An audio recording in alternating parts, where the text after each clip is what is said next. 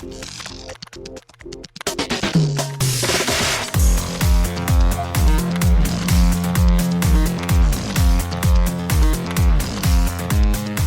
and welcome to Too Fast, Too Forever. There's all kinds of family. We chose this one. This is episode 123, Girlfight from 2000.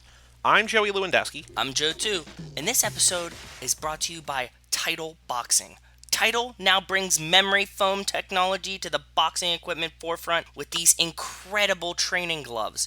Memory foam was developed in 1966 by NASA to improve the safety of aircraft cushions. Shout out Title Boxing. Shout out Title Boxing and shout out to Ben Milliman for sponsoring this episode. I feel like I should call it that recently. We didn't talk about it. I haven't even really thought about it, but I feel like when a patron over at TooFast2Forever.com, the $10 a month tier that you get to pick a movie per lap to watch, for us to watch, I feel like, calling them a sponsor for the episode's not crazy, is it? They can be like an auxiliary sponsor, because, we have like all the official sponsors. Of course. So shout out to Ben Milliman for picking Girlfight for us to talk about and for supporting us on TooFast2Forever.com, our Patreon page. Yes, but we'll get to that after the break. Joe, extracurricular activities. What have you been up to since Sunday? We're finally doing one on schedule, so it's not been as long as it's been the last couple times. No, it hasn't. Today, Rachel gave me a haircut. I know you hate haircuts in general, so that's good. No, I hate the act of going to get a haircut. If I can sit in my house and get a haircut, it's way better. Okay. And she's been doing really good, so that was like a today thing that we did. Did I talk about making a ton of pesto? Because I bought these the basil plants, not you pesto did not. plants. No. So I bought some basil plants, and I've been watering them and growing them, and they're super happy. We've been eating pesto every couple weeks when they grow back. So I had pesto yesterday that was delightful. Rachel makes her pesto. She doesn't use pine nuts. She uses cashews instead of pine nuts in the pesto recipe. Ooh, okay. It's a nice touch. It's a nice twist. I'm enjoying it. It's a little bit I appreciate that. Yeah, it's a little bit creamier. It's a little different, but it's awesome. We took your suggestion. We took Dan's suggestion, and we started playing Papers, Please. And actually, we finished it today. There's a bunch of different endings you can have, but we got to the end of the game, right? We played all the days out of, stamping passports and stuff, and we had a lot of fun. It was a great game. That's what we've been doing for the past couple days, playing that a couple hours. Great suggestion, thank you. And you gave me some more suggestions of other fun puzzle type games that we could play. Have you picked one yet or no? No, I'm looking through the list. I saw a couple that I really liked. I'm gonna wait and see what Rachel likes, because ultimately she's the one that's playing them. I like to just co-pilot. So she did all of the clicking and stuff for Papers, Please, and I was just helping. From what I remember, it's either yes or no. It's not a lot to do. It's so there's so I gave you a list of 3 different types of games. I gave you what are called walking simulators, which sounds incredibly boring, but they're basically just story-driven games that are essentially they're a first-person shooter without any of the timing or any of the combat or any of that. So you're walking around a world and interacting with things and learning a story, listening to a story. Exactly. I gave you a bunch of puzzle games, and then I gave you ones that I think would fit, but I haven't played yet. But mostly, the thing with all of them is that I think they're all going to fit what you want, but I don't think that any of them are going to be any less exciting to be in the passenger seat than they are if you're actually playing, because you're just mostly just walking around hitting A on things, or exactly. In a puzzle game you're trying you could talk it out together. Okay, for Portal, for instance, I said to do the 2 Portal games, you could be okay, gotta put the one there and put the one there, and Rachel's actually doing it, but you're not. It's not you're shooting bad guys. It's just that's what I mean. Whatever. Rachel played games, but not I played games when I was a kid, right? I played a ton of shooters and stuff. I like a passive game that I can play with someone that she can be driving and get to do the fun things, and me just be oh, you missed this thing over here. Did you look under this book or whatever? So I'm excited to play something else. We'll probably get into some other game. It's cool. It's nice. They help focus my brain a little bit, give me something to think about this, right? Gives me something to think about other than, not going anywhere. Sure. So that's nice. And the last thing, I gotta start talking about it, because I'm sure somebody else is talking about it too. Love Island started back up. Do you know what Love Island is? I know about it. You might have talked about it.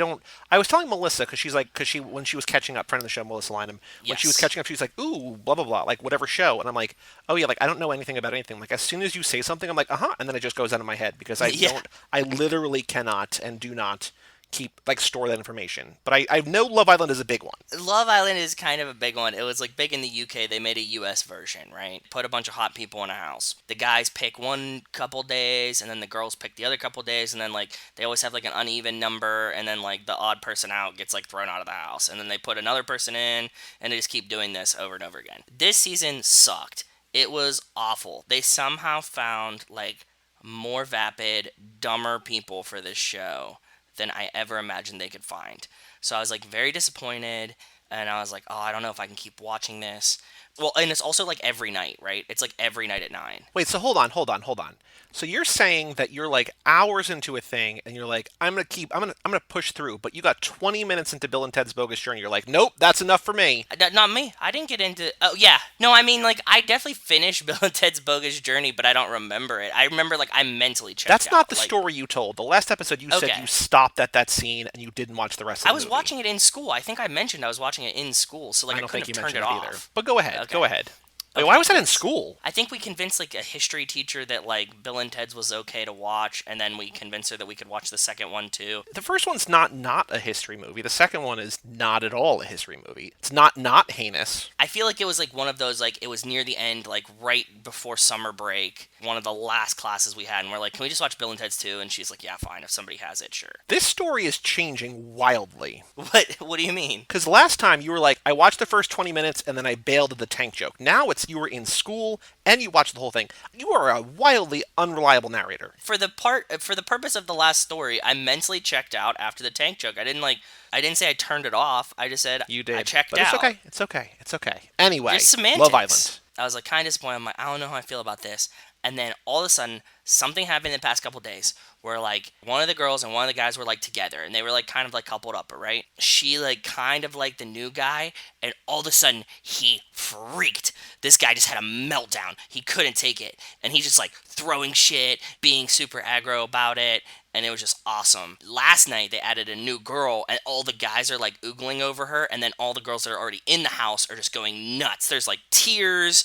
They're, like, all shook, and I was like, okay, cool. The chaos is back. I'm in it. I feel much better about Love Island now, so I'm just going to keep watching. Thankfully, there's, like, you know, a lot of drama involved, so I'm back on board. I hate these shows, like, when they actually look for love. I just like people that I really don't like experiencing emotional stress. That all sounds terrible. Both sides of that sounds terrible. It does. But I'm saying, like, for my enjoyment, like, as an entertainment television thing, like, I don't know, they're, like, 24 and hot. Like, they'll find somebody, right? But, like, not on TV. Like, they just want to be on TV. I just want to see them on TV. If they find somebody that they really like, cool. They get married, it's cool, whatever. But, like, the main point of the show is, like, I want to see them just, like, this show is great because they're all really hot, but they're not used to not being the only hot person there. So you have to watch these people come to grips with the fact that like everybody in this house is beautiful, and they have to start relying on their personalities, and they can't handle the stress of that, which I find very interesting. You always have like the one person that's like the hot person in the friend group, you know, like not the ugly one from Strong Bad.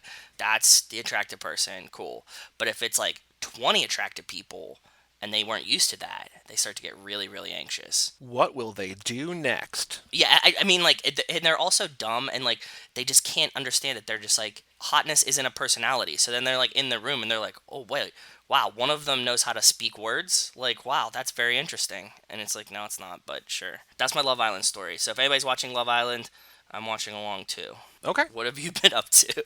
Love Island? No, not at all. I've never seen a minute of it, and I'm going to keep my life that way. You should. It's really stupid. I should, but you know... No, I mean, you should not watch it. No, I'm saying you should keep it that way. Oh, not okay. Like you should watch Good. it. Like, yeah, please Woo! don't watch this. Yes. Yeah. Let's see here. I wanted to say, okay, so I committed to 3 things this week. Number 1, catch up on the X-Files, because I said I was watching along, not catch up on the X-Files, but like I'm watching it from the beginning with friends, and I fell behind over the last couple of weeks, so I've been doing that. Cool. Number 2, get back into the book I was reading, Flicker, which I am doing. I'm still not into it yet, but I'm reading it again, which is good. And number 3, talking about video games, I have been playing, which I think I mentioned in the last episode, pretty sure.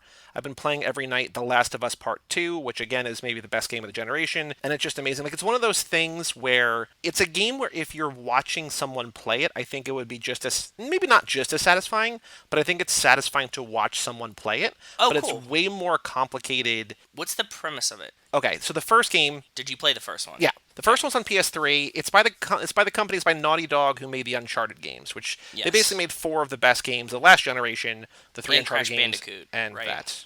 Did Naughty Dog do Crash Bandicoot? They did some other PlayStation game that was like Ratchet and Clank or something. I remember like Naughty Dog. I think it was Crash Bandicoot. Now that I think about it. They did the original Crash Bandicoot. They did Jack Yeah. and Daxter. Yep. Yes. Okay. Yep.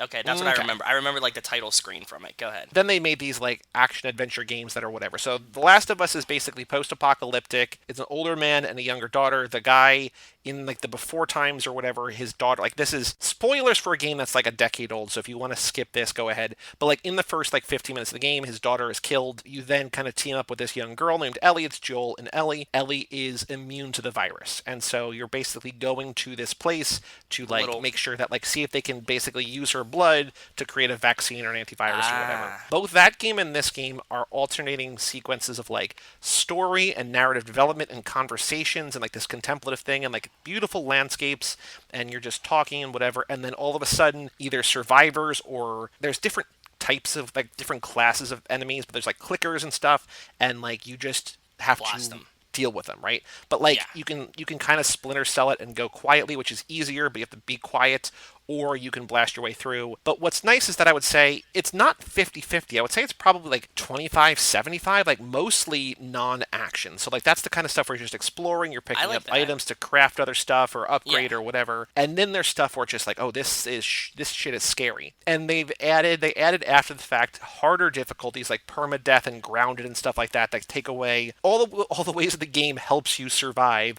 They basically strip all that away. I don't know what difficulty I'm playing on. I think I'm probably playing on like normal, but there's like 5 or 6 difficulties, and like the ones that are at the top are like brutal and insane. And like Yeah. I'm dying not a lot, but like a fair amount. I guess to bring up Andy Tudor's thing, like I'm dying a fair amount. Not more than I'm supposed to, but like it gets crazy sometimes, right? And if you're too loud, if you like make too much noise, you will get fucked up. So it's Okay. great.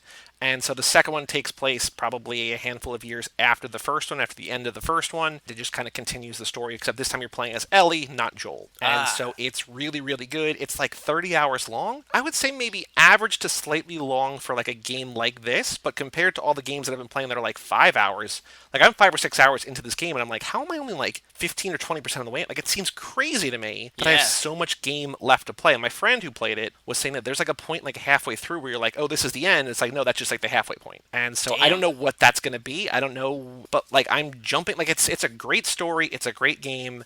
I'm not really saying anything surprising or new that The Last of Us is a great game, but I've been playing that because this fall the PS5 and the Xbox One Series X both come out, and they're going to have backwards compatibility, but I kind of want to play like the best game so I can move on to, whatever else is coming next. Yes. Yes. Yes. I've also been, I think it's a combination of me getting back into video games and talking to you, and also my boss wanting to get a new computer.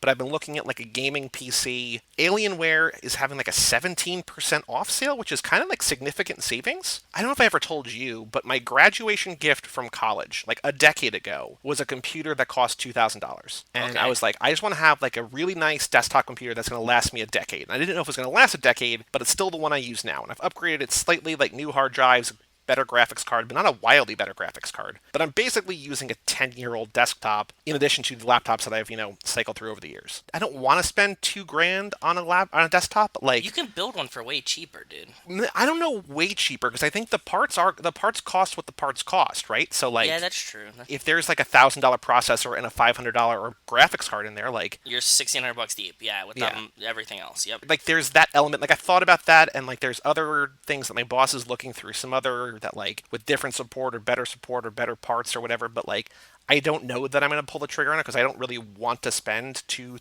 or $2,500. But it's also like I don't know how much longer this desktop is going to last me. I feel that for sure. And even though I really only use it as like a media hub and to edit this fine podcast, like if I had a higher end thing, I might do more stuff with it. I don't know. So I've been beginning to mull that over. So if anybody wants to buy me a computer, just kidding, don't buy me a computer. I mean, do, but like don't. Yeah. It's a fun thing. I think the act of building computer things is the most fun to me. I don't want to get into the idea that I would tinker and upgrade things because I would go way down the rabbit hole and be spending like a couple $100 a month trying to buy the newest, fastest, bestest thing. And well, I hope that Hector took our advice from months ago when the pandemic started. Like, what do I do? And we're like, hey, buy your dream car like one piece at a time. So maybe. oh, A car's a little bit bigger, a little bit more expensive than a computer, but but it's kind of the same thing, right? same idea, same premise, yeah. There was also the video that went viral a couple units of time ago. I don't know whether it was weeks or months. I don't know. But like Henry Cavill built his computer in like these like sleeveless, like a sleeveless shirt, and just like his gigantic superhero arms, just like building a computer and watching him put together his thing. Like it looks fun, but it's also like that's not at all like what I have any like. I wouldn't have fun doing that. It's like one of those things. Where it's like I would just buy it and get it done. You know what I mean? So it takes like one night's worth of time, and like I'm sure one of your friends, if not like me, somebody would come over and be like, oh, let's do this one night, and you drink beers. It's so fucking easy and plug and play anymore that like in actuality it takes like an hour, right? Like it's not long to do. I'm sure. I just it's just I don't know. I like the ability to just plug it in, turn it on, whatever. So I feel you. There's parts to both. I get it. Anyway, we have a Patreon page in the show that I mentioned. If you want to, I said, we've been saying to Wes, if we get up to 90K a month, no, not 90K a month, 180K a year, which would be, I don't remember, something crazy stupid a month, which we are nowhere near, by the way. We're still under $100 a month. We'll quit our jobs and do more podcasts. But also, if we get that high, I'll buy a new computer. But shout out to Cassie Wilson, Jake Freer, Ben Milliman, Nick Burris, Alex Ellenin, Justin Kleinman, Brian Rodriguez of High School Slumber Party, Haley Gervies, Wes Hampton, Christian Larson, Jerry Robinson, and Dan the Duke Hayden. Thank you all so much for ever so inching me closer to a new computer, even though we just spend all this money on other things that we don't actually make money on, Yes, true. We bought all the merch with this money. This show is not a for-profit show. This is we turn the money around and basically give it back to you guys. So it's, it is what it is. But toofast2forever.com for swag and merchandise, early access to episodes, bonus episodes, access to our documents, and just to support us, which would be very cool of you. Party on, be excellent to each other, so on and so forth. We also have an email address here on the show, family@cageclub.me, and we got a handful of emails. Nick said he hopes that his car pick didn't get lost in the others, and Nick, I want to say right off the bat, don't worry about that. I still have it starred. We just have a bunch of car pictures. So it's coming up, trying to alternate Hector's with not Hector's, but you're like third or fourth up. So it's soon. It's just not yet. We still have it. Don't worry. We're doing more episodes now, but like the regular episodes only come out every 2 weeks. So it might feel like it's further away, but it's not. It's still in line. Back in the simpler days when we did one every month or one every 2 weeks, and we just did one an episode, right? There was a different time. Different time and place for sure. Nick also sent another email saying, Nico and Kevo made me smile on all the things they come up with or enlighten us on. Plus, I appreciate a shout out anonymously. I think this is from you, telling them about listening to their podcast. Plus, the subject line, I am the real Nick, was from Total Recall. Oh, okay. Yeah, I remember. I didn't remember exactly who it was telling us that was like watching their, like listening to their show as well. But yes, thank you. Oh, also, I do want to say, unrelated, I have the TV on. It's not even a commercial for this, but it's a commercial for some other movie. But today, Friday, September 4th, on Netflix, the new Charlie Kaufman movie, I'm Thinking of Ending Things, comes out, which I am going to probably love. It's based on a book that I love. I love Charlie Kaufman stuff, as I talked about with Antkind and all of his other movies. It's going to be from what I've heard, it's kind of slow, and it seems like it's intentionally kind of dense to get through, but like for a reason. And I will say, I have ultimate faith in the story and in the creative team and the actors and everything like that. So if you're looking for a movie to watch today or over the weekend or whatever, Charlie Kaufman's I'm Thinking of Ending Things on Netflix. So next email from Emma Franklin, subject line, a cold day in Arizona. What up, Emma? How are you doing, lady? She's going to say, and spoiler, not great. Well, I mean, it's up and down. It's not as bad as it could be, but not great. Today was a nice chilly 102, which is a good thing because my air conditioning is broken. Whew. Oh! She says, I'm just glad that it didn't break when it was 118 outside. Anyway, I'm melting, but otherwise fine. Jesus, how do you survive in that? Carefully? I don't know. But this sucks because you're like in pandemic. Like you can't even be like, okay, like I'm just gonna go watch like 2 movies tonight and just like be in a theater and like get dinner in between and like not go home until it's like at least cooling down. And this is in response to kind of her last email. I also have even more car people in my life. More than half of my coworkers are car people. My trainee is actively in the car scene. He's into tuner culture and modifies his cars. Ooh. But every time he talks about it, my eyes just glaze over. Well, I'm glad you still listen to us. Yeah, I mean, also welcome to my life with Joe and Love Island. I was almost called Love Actually, but yeah, no, Love Island. Love Island is what it is. My best friend is introducing the Fast and Furious movies to his girlfriend and her family. I was the one that introduced him to them, and I'm so Ooh. proud he's sharing the movies. Well, you are, just like Haley Joel Osment did, paying it forward. God, I forgot about. Well, sorry, Rachel and I were just watching a movie, and Haley Joel Osment was like the kid at the end. What kid? Oh, it was fucking Forrest Gump. Yeah. Yeah. Well, there you go. My story from last time was true. That's why I was What thinking story? of Haley Joel. That I watched Forrest Gump with Rachel. Oh, yeah. That was never up for debate. It's just I the know. whole Bill and Ted thing, I guess, is. I know, but I was saying like, why was I just thinking of Haley Joel Osment? And I was like, He oh, wasn't that's even what a it was. kid. I mean, he was a kid in, like, I guess there's that movie, and obviously Sixth Sense, and also AI. I think those are the three that he was big as a kid in. Now he's a really Yes. funny comedic actor. Like, he was in a couple episodes of Comedy Bang Bang, the TV show. He's been He in a was in bunch of some stuff. other show. Was he in like Kimmy Schmidt or something? He was in like one of these kind of Probably. comedies He's too. in all, like, he's in the indie comedy scene now, which is cool. Because, like, the adage is true that, like, child actors either, like, grow up to be, like, normal, cool, well-adjusted people that, like, somehow survive the system, or just, like, everything goes wrong, and, like, Drugs. he came out on the right side of it. So, yeah. He seems like he's actually doing pretty okay. Like whenever I saw him in something, he's just like happy and doing comedy things. So good for him. Emma says, sorry if this email was a bit disjointed, but as I mentioned, I'm melting. I'm sorry. I'm sorry you're melting. I hope your air conditioning's fixed. I hope you are eating popsicles by the buckets, even though how would you keep them cold in 102? I don't know, but I hope you're doing something that's keeping you cool. No, that was like the one silver lining when I lost power for 3 or 4 days. I mean, I had somewhere to go in my parents' house, but I was coming back here to sleep, and like it wasn't 95 degrees out that week. Like it was in the low 80s, so it was still warm, like warmer than like especially because my house retains heat and it gets really stuffy and humid. But like, Yeah. what it could have been a lot worse. So I'm glad that it's Obviously. 102 as opposed to 118. But oof. Oof. Like Emma, you dude, 108, I would blow my fucking She's brains no out. 118. No, I mean, but she said it was like 108 or whatever, like 102. 102. 102 is the cool, a chilly 102. Yeah, when her AC went out. 118. I don't even know how do you like you can't breathe.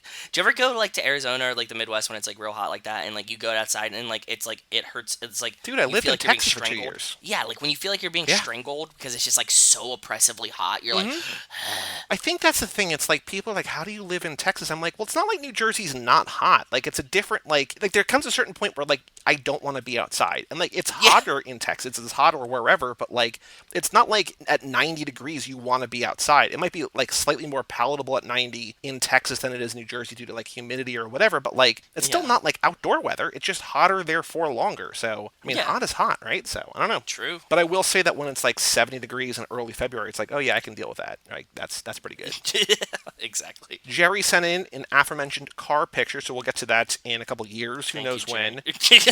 But our last email is from West Hampton, subject line Furious 7. What up, fam? What up, Wes? What's up, buddy? Furious 7. Okay, I don't know where that's going with. Okay. It says, I'm glad Nico and Kevo enjoyed Fast 5. I'm always a little nervous talking anything up because I never want to build it up too much and risk turning into a disappointment. But they seem Same. like they're generally up for whatever. It's nice they can offer critiques, but still mostly dwell on the things they liked about it. Yeah, that's why they're great guys, man, for sure. In the previous episode, when discussing Vienna and Cam, you made a comment about stunt casting for voice work. I agree, it's a problem that's only gotten worse over the last few decades. There are so many amazing voice actors who have honed their ability to create characters and emotion, but the studio wants a name to sell tickets, so they bring in a well-known on-screen person. I'm not a fan of that as a rule, but video games especially are starting to get into murkier waters, which is what I was saying as well. Yep. So many big titles now don't just require a voice actor, but they do so much motion and performance capture that it blurs the line. Nolan North and Troy Baker are the big names, who I mentioned on here. And there are so many other great actors that have built a career doing it all, but not all voice actors want to do that stuff. Specifically with Crossroads, when they're bringing in a live action franchise into the game world, I'm sure their first thought was, can these characters go the other way? Makes sense. They could have created a new character model and hired voice actors, but there's a real possibility these characters will make the jump, so it's better to use recognizable actors. Then he recommends a documentary called I Know That Voice, which is great. I think that's one that John DiMaggio produced. It's just about like all the voices that you've heard throughout your entire life that you never knew what they looked like or knew who they were, that they're all the same person. I know that like a lot of the cartoon ones from our kid, like Nickelodeon cartoon ones, like a lot of those people were the same. Like what's crazy is that like people like Mel Blanc, this I might be getting all of this wrong, but like Mel Blanc did like Bugs Bunny for years, and now I think like Bugs Bunny, but he also did like a whole bunch of other Looney Tunes, like a whole bunch of other voices. But now I think a lot of those are done by Billy West, I think, and like Billy West also did like Fry and a lot of voices on Futurama. Like all these people, that's kind of like the generational like going from one to the next. And it's cool to see like one guy, one voice, or one woman, one voice, whatever. Oh, they're like 10 of my favorite animated characters of all time, and it's all out of the same brain, the same voice box, whatever, right? But also they're like vastly different too. You're like, how are they like this person and this person? You know, like they sound different to you. I never make the connection that they were like the same voice, right? Well, the same person, not the same voice. Right. Once you know who the person is, you can maybe kind of sometimes like hear similarities, right? I agree. Wes says this is the potential to become another endless debate, but Joe, I understand your Pizza Hut nostalgia. I used to love it, but occasionally my company will order it, and my stomach can't handle it. Normally, if we do delivery at home, it's Domino's, but Austin has some really good pizza places, just not near where we live. Home Slice is an Austin staple, yeah. It's big, thin crust, New York style, and they'll bring you honey to dip your crust in if you want. You know, classic honey for your pizza crust, right, Joe? Just like they do in New York. Okay. New York. Yeah, I'm walking here. Yes, just like that. But also on another like on a separate note is that like we make Calabrian chili pepper honey for pizza at home, and it's like one of the most fire things you can ever do. I get the honey with the pizza thing. I like ranch, Frank's Red Hot and ranch mixed together with pizza. That's like top tier for me. But the Calabrian chili honey is really good too, and Rachel uses a ton of that now that we instilled that in our pizza. Yeah, I don't use any sauces for the pizza. Like the only thing that I use is like when I get Domino's, which is again not when I want pizza, but when I want Domino's. Yeah. I get a little cup of marinara because like basically their crust is breadsticks, and so I get it for that. But like I don't dip like the pizza into it. Like I just have the pizza. Did you ever as do pizza and ranch? I like ranch, but I'm not big on ranch. Like I don't actually put ranch on many things. Like it's just I use it as like a dip for like vegetables, and that's about it. Like I don't. But no, I've never done pizza. I mean, shitty as in like Domino's, Little Caesars, these kind of things, like the chain ones, like ranch dressing and on their pizza is like top tier. But that's also like a kind of Pittsburgh thing. Like they sell ranch for everywhere in Pittsburgh if you buy a pizza. He says, oh, about the honey, I'd never heard of that before, but it's good. Jets, I don't know Jets, has a good variety of styles of pizza, but my favorite is Via 313. They're a local Detroit-style chain that I think started as a food truck. At least for a long time, I only knew the food truck outside a bar we used to go to. Their Detroiter pizza's the best, pretty basic. Cheese, sauce, 2 types of pepperoni, but has thin sliced pepperoni on top that crisps and curls into cups. Oh, yeah, the little pepperonis. Pepperoni, yep. Yep. The gold standard. They also sell Faygo, which I admit I was introduced to by ICP, but it's a Midwest thing, not exclusively the Clown Posse. Yeah, of course, I know. I don't know where the debate comes from here. I don't know either. Like the honey on pizza crust, maybe? We're both like, yeah, it's fine, whatever. Do whatever you got to do to like eat your shitty Austin pizza. There was a good spot that was near my sister and I, coming from New Jersey, were like, we need good pizza. Like it's not okay to not have good pizza. And like we finally found a place that was like 5 minutes from where we lived, but they opened like 3 months before I moved back. And I was like, well, I mean, like I didn't, but I was just like, why couldn't this have been there the entire time? There was like 1 or 2 good bagel spots in Austin, but they were like across town. Like it's like a 35-minute ride one way, and it's like, that sucks. 25 miles. Like it's not like the end of the world because you can still get them, but it's just like, well, come on. Like it would be better if there was like one on the north side. One of the complaints I have about Connecticut a lot is like that because like Connecticut's like well established as like a pizza capital, right? Like that's what it is. That we don't have pizza shops that are like pizza shops like I had in Pittsburgh that were like you would buy like wings and like hoagies and like a pizza and you could get like a salad. All the pizza shops in Connecticut are like pizzas only and like sometimes they have a salad. But like you can't go to like Frank Pepe's and get like wings and like cheesesteak and all this other shit too, which kind of frustrates me. And I'm like always constantly looking for pizza shops like that, but they don't seem to exist around here. Or and that's like all that's here. And like to the point where like my sister and I went to, like we would go around, I think I might have even said on here, like we would go to like a different Italian place every couple months and like spend $150 and get like basically one of everything. Like we'd be like, what's your salad like? What's your pizza like? What's your breadsticks like? What's your cheesesteak like? What's your pasta like? And be like, well, this is okay. But we went to one, there was like a pizza shop. We're like, yeah, we'll just take a slice. They're like, oh, we don't do slices. I was like, what? Like it was so alien to my brain that like a pizza shop wouldn't sell by the slice. But I don't think that's normal outside of like maybe the area. In Connecticut, like, the famous ones won't sell by the slice because that will just, like, make you buy, like, they have the clout to just make you buy a whole pizza, right? Like, you can't go to Pepe's or Sally's or Modern and buy slices. But, like, the really shitty places, I guess, will sell you slices sometimes. But again, in Pittsburgh, like, every fucking pizza shop will sell you slices. Like, it's like 2 slices and a Coke, $3 or whatever it was, you know? If you're a place like Pepe's, just sell a slice for $5. Like, if like a pizza's 18, be like, yeah, a slice is 5. It's like, well, I guess I'll just buy. Like, you could make more money, I think, doing it that way. Maybe they don't want to for whatever reason, but They don't want the staff to, like, have to. It's like guess. the convenience of, like, you'd have to have somebody that sits there, cuts them, puts a slice out. You don't get the best quality of it, so then somebody reviews you and's like, I had slices and they sucked. And you're like, well, you had to get a real pizza. I get it, but it's, like, also just annoying. Says Joey, I'm glad you like the new Bill and Ted. We couldn't wait. We watched it Friday when I got home from work. Mrs. West loves a lot of movies, but if I had to define her childhood by 3 franchises, it'd be Back to the Future, Bill and Ted, then Karate Kid. So you can imagine that this is quite a time for her to be alive. I think she's legitimately seen both of the first 2 dozens of times, and the evil robot duplicates from Bogus Journey inspired her senior film project. Oh, nice. Suffice it to say, we were pretty pumped about Face the Music, and it did not disappoint. We laughed, we cried, we were happy to spend $25 to own it, and now, and even better now that it's a trilogy, she can choose for her next Thanksgiving pick. Ooh, yeah. That's a good point, yeah. Also, yesterday, as this comes out, speaking of trilogies, Mike's Third Time's a Charm episode came out about this, so go check that out. Nice, nice. Fun fact about the first one, a lot of it was filmed around the East Valley in Phoenix, where Mrs. West grew up and I lived for a while. The water park and arcade that Napoleon goes to is where we had one of our first dates. And one of our friends worked at the mall they used near the end. I think even San Dimas High School was filmed at least partly at a school in the area. Very cool. I like that. I always like those kind of tidbit facts. That's really awesome. Did you get what was the sundae called in the first one? Ziggy Piggy. Did you get a Ziggy Piggy on your first date and eat the whole thing? Oh. Get the t-shirt. Oof, you're a Ziggy Piggy. Yeah. Then Wes talks about how he thinks Tom Holland is okay and he's just being put in everything, and what's next? He's going to be Donatello in the new Turtles movie?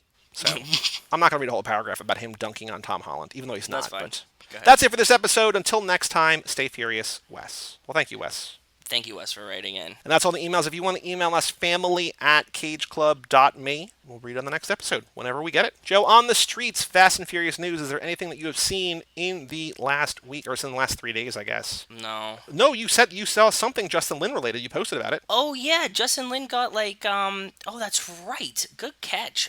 Justin Lin, I even posted it. Justin Lin got, okayed to have a TV show. He signed a TV production deal with Universal. They'll have a first-look production agreement with the studio, which kicks off with F9. It just pretty much said he got a TV deal. Basically what it means is that they're like, hey, when you have a show, you come to us first, and we have, first right of refusal. Like, we're going to basically pay you to bring you on. Like, you've been good to us, we've been good to you, let's keep this going. So, when he has new ideas, he goes to them. There's more of, it's an easier sell. Not that Justin Lin, I don't think, would have any difficulty selling a show, because the Fast and Furious franchise that he has basically, revived or built up or whatever has made $6 billion. He's pretty good, but now there's it's closer to a reality. Even it doesn't seem like there's any actual ideas, but yeah. Yeah, I think that's why I wasn't remembering what the main part of the article was, because it didn't say he's working on a zombie show and nope. It's good. Yeah, it just says he's got a deal with Universal now. So keep an eye on Peacock, where it'll probably wind up. Oh, that's true. Yeah, Peacock's blowing up, man. I don't think I found anything in the last few days. If you have any news, share with us. Jason's always good about putting stuff on our Facebook wall or messaging it to us. So if you have any news that you've seen, get in touch with us online. You know how. Yeah, please. Not difficult to do it. Joe, the Ana Lucia Cortez, Leticia Ortiz Lost for a Minute, Season 2, Episode 9, What Kate Did.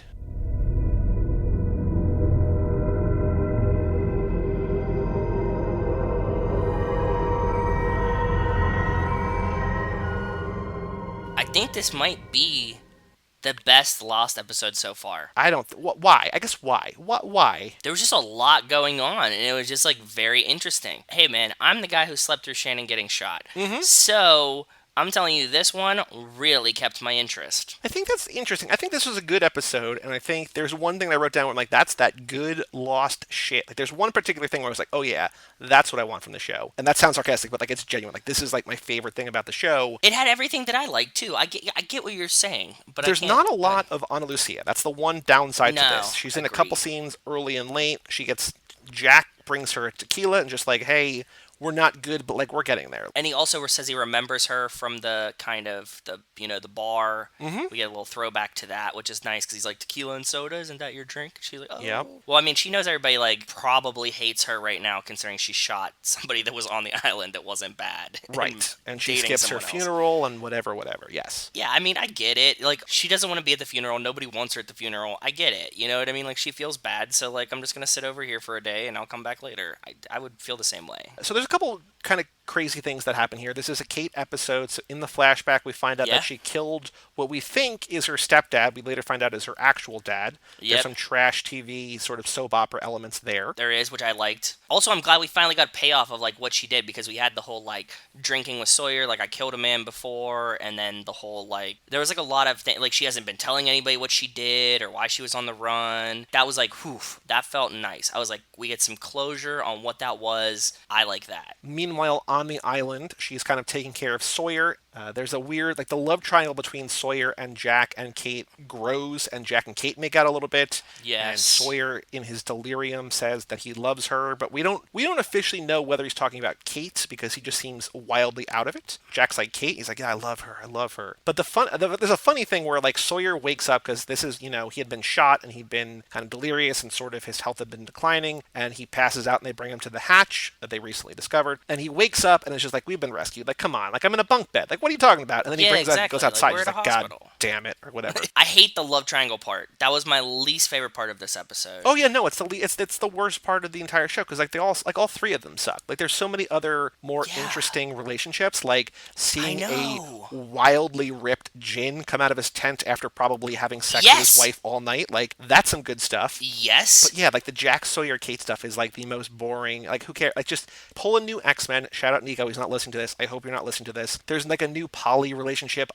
in the new X-Men where I don't remember who it is. It's like, ooh, Iceman maybe is in a three-way, but like just clearly Jack and Sawyer have sexual chemistry. Just like banging out dudes. Like all three of you just need to get down in the bunker, tent. Exactly. Spend a night in the bunker and just get this all out. Be romantic, go with Adam and Eve in the caves and just like banging out there. Like do something, but the three of you need to like figure your shit out or not. But yeah, it's bad. I agree. But yeah, Jin and Sun together, and then like Hurley being like, so Rose's husband's white, huh? Like there's things about this episode where I'm like, ooh, like it's like funny, but it's also like even like it's not problematic, quote unquote problematic now. I don't know that they would say that. Like him saying, so or at least the white, like, so Rose's husband's white. Didn't see that one coming. Or like at the end when Jack sits down with Anna and she's like, are you going to convince me that everyone here doesn't hate me?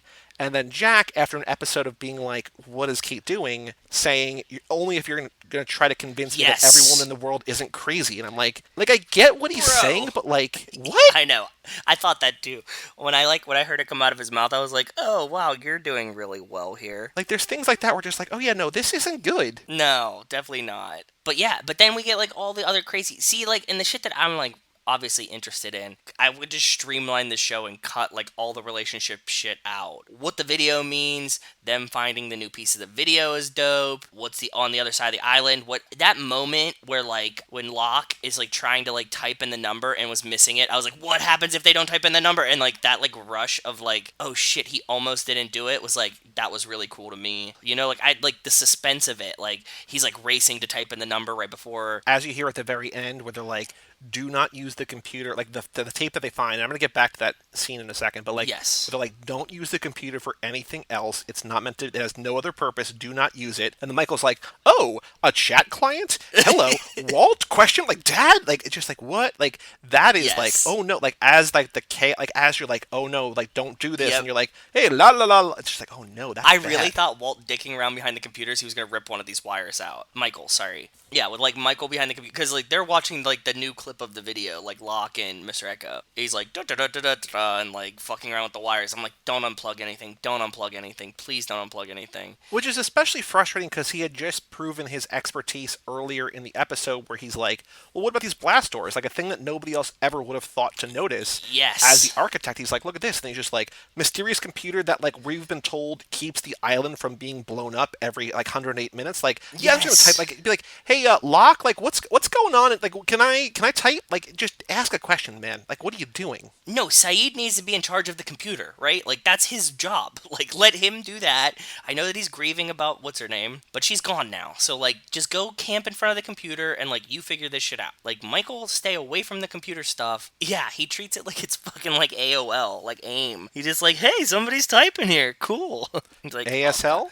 Oh, yeah, I know. Yeah, exactly. I did like the cliffhanger here of, like, the like dad question mark at the end too. Yeah. Like that was like, oh my god, like now I can't wait to watch the next one again. So I was like, whew, that's good. But my favorite moment in the episode, and this What? is like, it's so on brand in like everything that I like about this kind of show.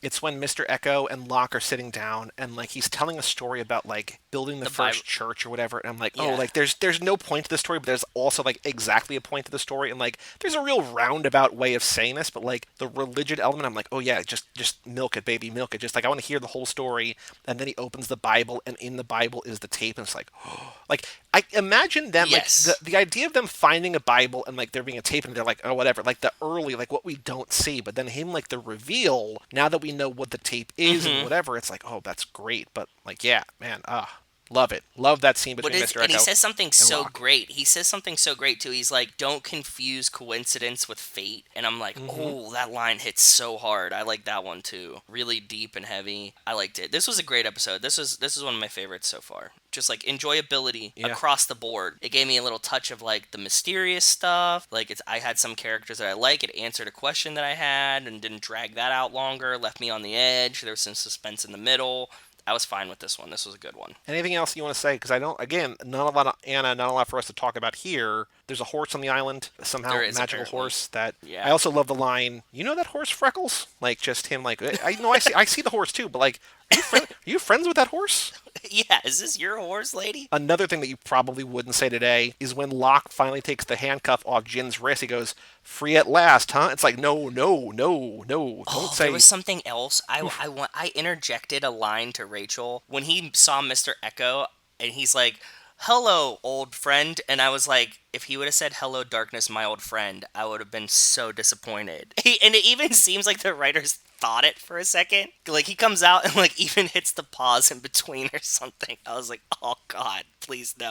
Because, like, this episode's full of these things with the, like, oh, Rose's husband's white. Did you see that coming? You're like, oh, man. The last thing, though, Kate was on a motorcycle, and we don't see many women ride motorcycles in anything, and I felt that was a little Giselle of her to do that. Ooh, very true. Very, very true. Yeah, I was like, wow, we really don't see women on motorcycles a lot in anything. Any type of media, right? Like, It's very rare. Even Kate has daddy issues, like we know that Jack and Sawyer did. That's another reason they should all get together, right? Like, yeah. That's all I got for what Kate did. So the next episode if they is the bang next it all episode. out in the cave next episode, I'm going to be really disappointed you spoiled that for me. No, they never bang it all out. I honestly don't remember who winds up with who. I mean, like, especially in terms of that, I don't know, but I can tell you there's no three-way. There's no three-way, so. Damn. Based on, like, the feel of the show, this is something that, like, it would piss some... Did you watch Corporate this season yet? Did you watch the final season of it? I'm caught up. Do you know the episode where the most special person in the world, I think it's, like, the first episode of the season, and they're, like, talking about, like, the end of it, and they're like, no, you're the most special person in the world, and, like, who can fuck who, and, like, no, we take all of your virginities.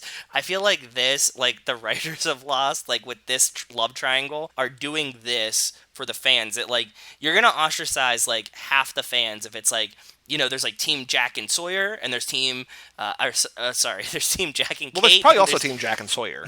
There probably is. So I'm saying, like, you're going to isolate some version of the fans if you ever give a definitive answer, and you could just run them in a circle, like, the whole show. You know, like, you don't have to answer this question for, like, 4 seasons, right? Like, you can keep being like, oh, she makes out with him, but, like, he doesn't know. And then, like, he finds out, and he's mad. And then it's like, he's okay with it. And then they're bros. And then, like, you know, you could just keep doing this jump and not really, like, piss the fans off by being like, nope, this is the couple, the other guy's done, we're over it. I mean, I think that's just, like, it's normally, like, the sitcom thing, right? Like, it's the Sam and Diane thing, it's the Cheers thing, it's the Nick and Jess thing on New Girl, but on a drama, it's not usually that, but, like, it's also way too early. I mean, I know that they're probably either 32-ish hours into the show by this point, so, like, they've had a lot, but, like, it's too early to be like, oh, like, let's just play to the fans. Like, you gotta tell a story, man. Like, and just, I'm trying to remember who ends up with who in those 3, and I genuinely don't remember. Mostly because I don't like any of them. That's fair. Is the bottom line. There's so many other relationships that we know about and we don't know about yet that like I so strongly prefer, and I don't like them as characters. It's just like, oh, nope. Mm-mm. That's fair. That's fair. The next episode we're doing is the next episode in the run, the 23rd Psalm. So another biblical allusion, reference, literary thing. That'll be up next on the next episode when we talk about Resident Evil. But Joe, before we take a break and talk about Girlfight, do one more thing, the Fast and Furious minute 83. So this is what's difficult. I'm not sure about the trivia question for this. I'm not sure about the title for this, but I took a Letty quote for this. Shot doesn't get better than this. What do you think about that title? I like it. It's good. Back off, get him off of there!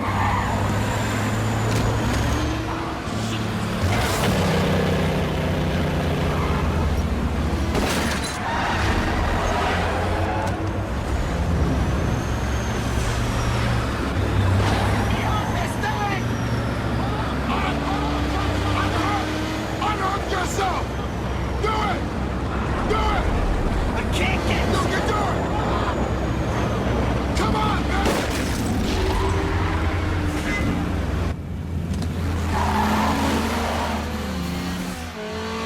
Dom! I'm pulling up to distract him!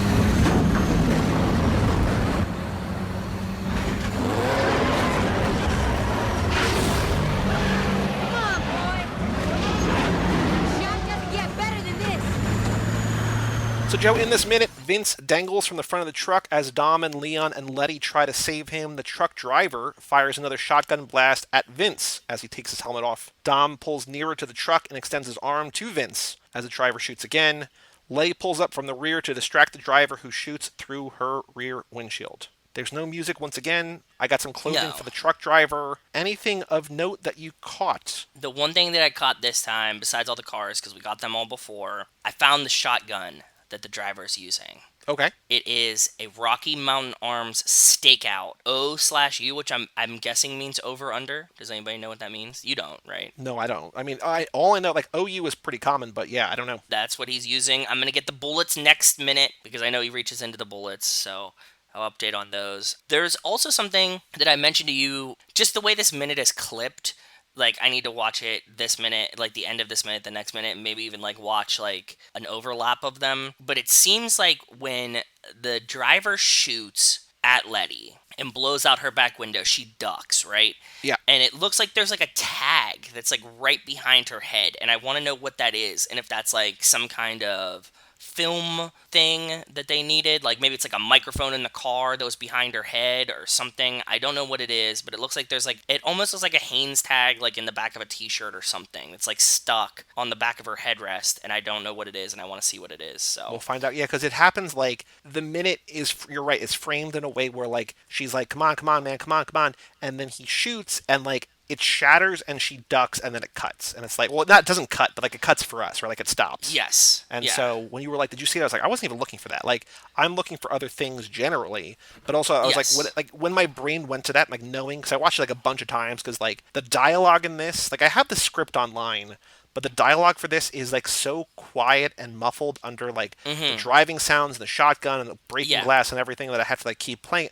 So like I watched it or listened to it like 9 or 10 or 11 times, and I knew how little we were actually in Letty's car in that final thing. So when you were like, what is it? I'm like, oh, like my brain, like as soon as we got to that thing, I was just like, oh, I'm not, because there's no dialogue. It's just like, I don't even know. So I didn't notice it at all. That's not to say that it's not there, because I believe you, but we'll find out next minute, hopefully. Unless like we start the next minute and like it cuts away immediately, right? So it's going to. It's absolutely going to. Like, I'm gonna need to like, you know, go back to like the source material and like watch it and kind of freeze it in between the 2 minutes. My only question is, do you think Vince could have thrown his helmet at the truck driver and done anything, or he just would have like probably shrugged it off? Because it seems like Vince takes the helmet off to like, I think probably just for movie sake, because it's probably safer to keep it on, but like he takes the helmet off and then just drops it. It feels like he could have thrown it at the truck driver, like at least have the truck driver like swerve. I don't know. The glass is 2 panes in the truck, and the windshield in front of the truck driver is still there.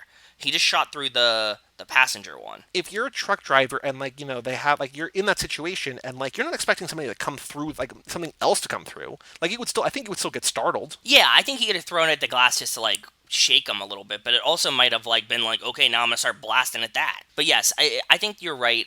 In a situation like that, I don't know what I would do. Like if I would like throw it at him or be like so caught up with the adrenaline that I would drop it as well. I don't know why you take it off. I think he takes it off for visibility? The movie. I think I mean, you would think that he has the visibility. I don't know. I think he takes it off in the movie because we're like, oh, we need to see an actor with his face. I think that's why it happens. I think in Probably real true. life, you leave it on because, like, it's safety, right? So, Yeah, I mean, it's not but I mean, bulletproof, like, but, like, if you fall, like, there's a better chance, like, if you fall, or even if you get shot or grazed or whatever, like, it's a it better, could you have ricochet, more safety possibly. with it on than with it off, right? Even just like, it's something else for the bullet to go through. Right, he's shooting a shotgun, so it's like buckshot. Maybe it stops some of them. The only thing I can think of is that he does it for movie purposes. I think that in To be reality, like, in real oh, look, life, it's Vince. There yeah, he is on the truck. Yeah, right. I think so too. But I don't know. Like, if your arm's caught and you're like swinging from this truck and you're like, maybe, Maybe I it's don't know, like, panic attack. Just like yeah, I'm I don't just sweaty know. and clammy. I need to like be able to breathe, and like I know that it's not actually restricting my wind flow, my airflow, but like I can't have it on right now. Maybe. Yeah, that's what maybe, possibly. I have a fast connection here, which is kind of a fast connection, but at one point Letty says, "Come on, boy," and I was just like, "Bend over, boy." So we got a little Yeah, Letty Suki connection there, talking to the I like driver that. or whatever. So the trivia question I have, and I don't know if I love this one, but I genuinely don't know another one. What does Letty do as Dom tries to rescue Vince from the hijacking gone awry? And that's drive up to cause a distraction. Because like I don't want to do like a how many times does the driver shoot because like True. it's last minute and this minute and possibly next minute. I think that this is a good one, and hear me out when I ask this. I think that this is a good time to ask, what brand of truck are they hijacking? Because it says Peterbilt like 50 times in the scene. Do So you no, like that so one? this is the question based on what Nick emailed in last episode. Is it the cab or is it the truck? Because he said that one is real and one is fake or whatever his words were. Remember he was Yeah, like the Peterbilt, the clarifying. cab is real. Yeah. So you're The saying what back, the the the truck trailer, cab? Are you saying the trailer or the cab? the cab. Because the cab is a Peterbilt. What brand is the cab on the truck that the team tries to hijack at the end of the movie? Yes, just because you see Vince like swing by it and it has the Peterbilt logo like 4 times. And like you said, I don't think that there's a really better question to come up with. Like, I don't mind the Letty one, but that the answers can be kind of ambiguous. I think So we could like probably do one's both because I feel like they're both kind okay. of easy in that like the only cab name that I know, the only brand name that I know is Peterbilt. There you go. So I would guess that just based on whatever. And I think the Letty one is kind of easier, but I don't know. So what brand is the cab on the truck that the team tries to hijack? And what does Letty do as Dom tries to rescue Vince from the hijacking gone awry? Drive up to cause a distraction, swerve to distract in the driver's rear view, side mirrors, drive under the truck to set up on the opposite side, Okay. tap his tires with her car. Ooh. Just like they did just like Dom did in Fast and Furious Crossroads. So what does Letty do as Dom tries to rescue Vince from the hijacking gone awry? Drive under the truck to set up the opposite side. The correct answer, drive in front of the truck to cause a distraction, swerve to distract the driver's side mirrors, or tap his tires with her car. That works for me. And then That's I good. need three other. Freightliner, Okay. Oh, I know that one too. Okay. International, Okay. and Volvo. There's a lot of Volvo ones too. Freightliner, International, Peterbilt, and Volvo. What brand is the cab on the truck that the team tries to hijack at the end of the movie? The answer is Peterbilt. Yes. Cool. I think that's cool. I like that one. I like again, I know that you were saying I'm glad that you agreed with that one because like as much as you're not like I don't know a bunch of semis, like you know Peterbilt and it says Peterbilt 50 times, so I think that that's a fair question, right? Like I'm it's more not okay with that than like the question that I basically vetoed that I even brought up myself, which is like how many times. So like the number of like the count is hard sometimes. You know what I mean? count is hard. Count is very hard. But I think agree this is with fine. you. Yep. So what does Letty do as Dom tries to rescue Vince from the hijacking gone awry? And what brand is the cab on the truck that the team tries to hijack at the end of the movie? Yep. Joe, let's take a break and let us talk about Ben Milliman's patron pick, Girlfight.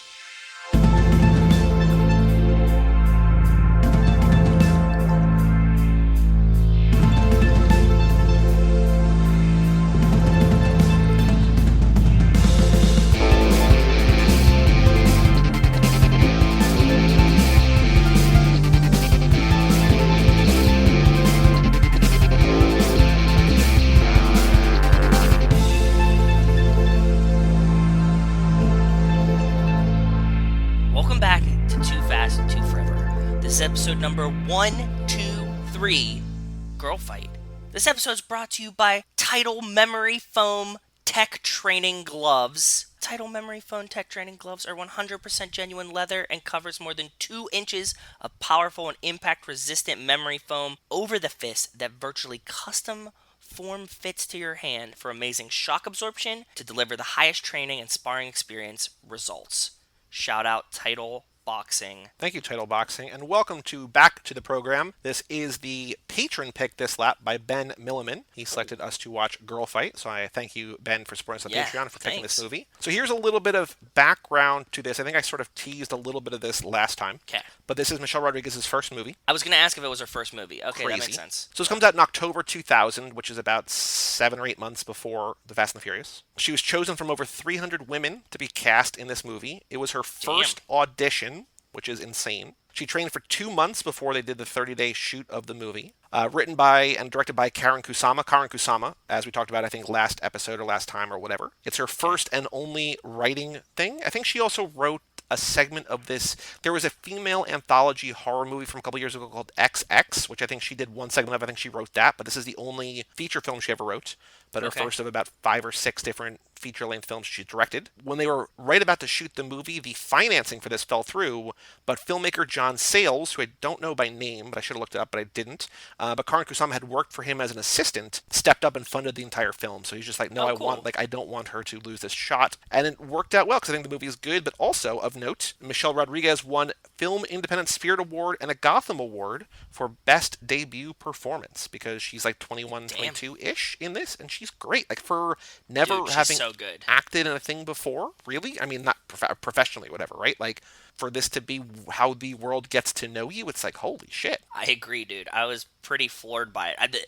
That's why I was going to ask you, is this her first film? Mm-hmm. Like, what are we missing? Because it didn't feel that raw, right? Like, I mean, the movie obviously feels raw and independent. It doesn't feel raw in the sense that she's, like, untrained or something, right? Yeah, no, it's, oh boy, like, it is good. So what this movie is about is she plays a woman named Diana Guzman, whose brother, Tiny, is taking boxing lessons. Their dad is saying, I want you to take boxing lessons. Basically, I want you to man up, right? Like, I want you to be ready to face the world. Yes. A lot of this movie, and I say man up specifically because a lot of this movie has to do about, like, gender dynamics and gender norms and, like, what it's okay. Like, there's people who say, like, girls can never box or whatever. Like, there's, like, old school guys, whatever.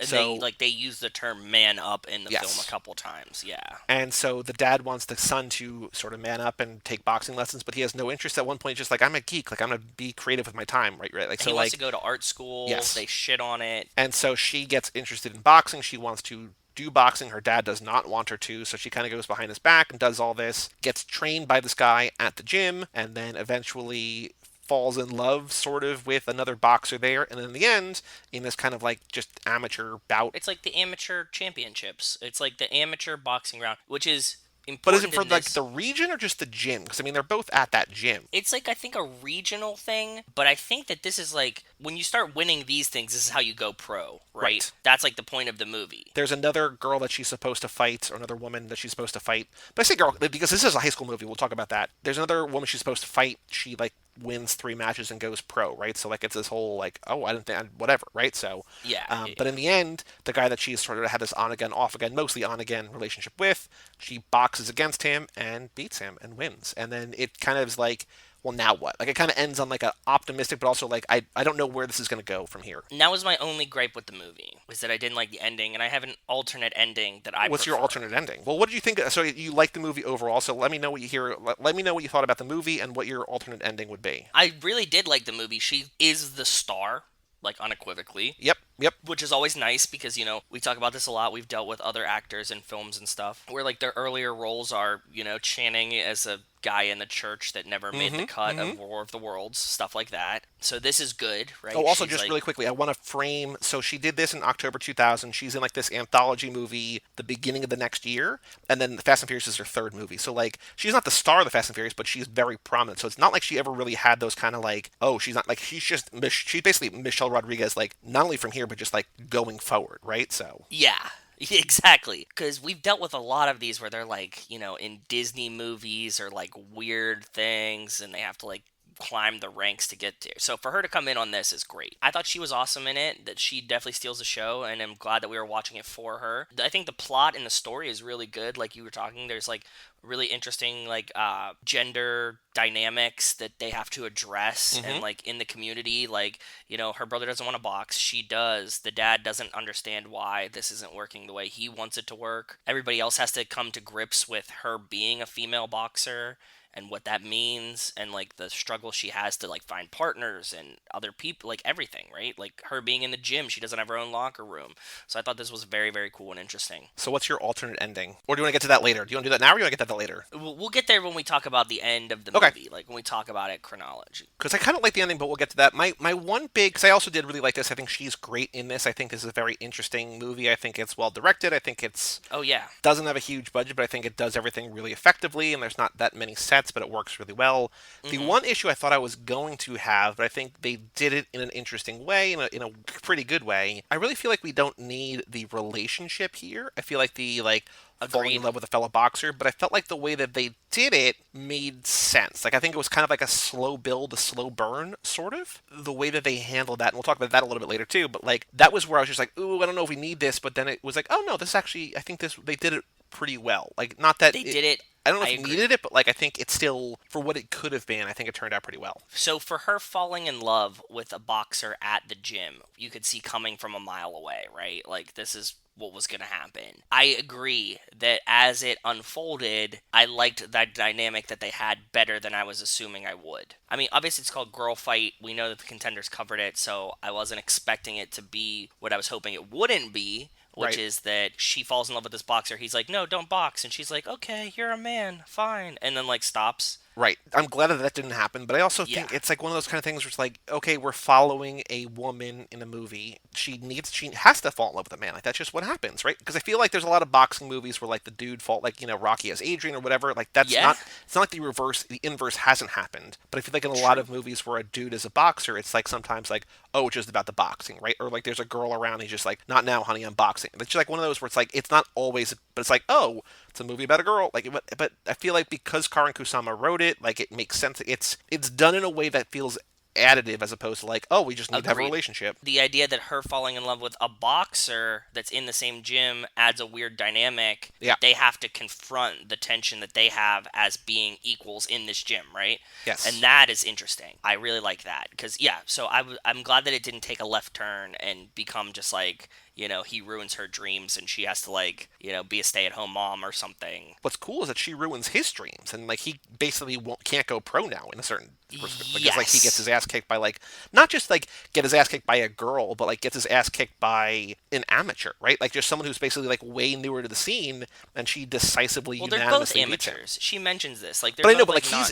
it feels like he's closer. Like he's been doing this longer. He's closer Yes. to like. I'm not saying she doesn't feel as serious, but like he like more so than her is just like this is a This is my career. I want to career. go pro, whatever, right? Like he's talking about how there's Yeah. another girl hanging around, talking about how he thinks she's only around because he wants to go pro. Again, taking anything of the gender out, just the way that they're framing the characters, it feels like his notion to go pro or whatever feels more realistic. At least maybe just at this stage of the career. So for him to lose to her, like, and she's so new to it, like we've only seen her box like one or two matches, maybe. It was like a is third not match. is not good, right? So And his trainer says it, right? He's like, look, I'm training him for the next year, then he's gonna go pro. Like, Right. they have like a timeline, and Yep. they're like pushing him, and they have a trajectory of like, you know, marks to hit, goals to hit, and like then like he really is about to go pro. Like, I mean, whether or not it happens, that's a different story. But Right. like they have the idea that this is what it is. He's not Yeah. just like training for fun. Like he's Yep.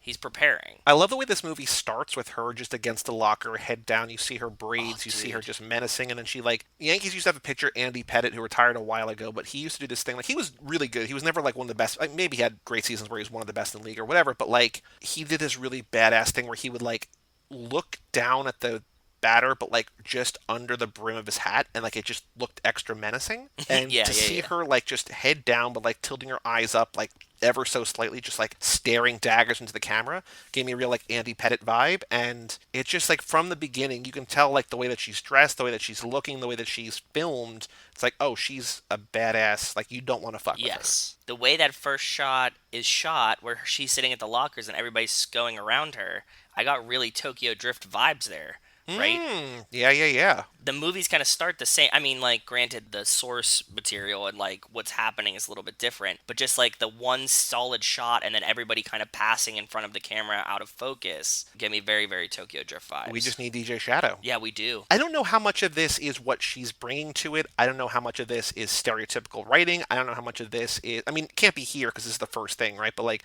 I don't know how much of this is just the type of actress that she is and the type of characters that she's going to get cast as or whatever. But she feels very Letty in that, like, she's like starting shit a little bit, telling things like it is, like not going. She's just in the bathroom watching these two girls talk, and she's like, "Yeah, but you fucked her boyfriend," and she's like, "Wait, what? Like, why are you?" But just like she's got no stake in this really, but she's just protecting or defending her friend, or like telling her friend like, you should probably know about this, right? So, and we see her sticking up for her friend in a very familial way that we would assume the Letty would do, right? Yep, and sticking up for her brother later. So yeah, she's very protective, very Mrs. Alpha. For sure, I agree. But did you have a clutch Letty moment? The one that stands out to me is when she punches the guy that was sparring a little too rough with her brother. Mm-hmm. That's like a very Letty moment. The other one that really, really stood out to me when she's in the ring sparring with her on again, off again boyfriend Adrian, which is interesting that they named him Adrian because we have Yo Adrian. Right? Yeah. When she's sparring with him, she's like, I'm not going to do this if he doesn't hit me. Like, she like so wants to be like equal. I can imagine if she ever had to box Dom that she would have the same response, right? Yeah. Yeah. It's like a very Letty type thing to be like, you need to treat me the same. I thought there was one, like, definitely the one where she slaps or punches the guy, messing with her brother. When she overtakes her dad. That, yeah, because I was actually just looking at that, like, the quote, "You belong to me now." How does it feel to see so much of yourself so close? Where, like, she basically is like, "I've had enough of your shit. I'm going to take ownership of this. I'm not going to let you bully me or bully Tiny around anymore," right? Yeah. I also do think that there's a confidence, too, when she gets into the ring at the end to finally box Adrian for real.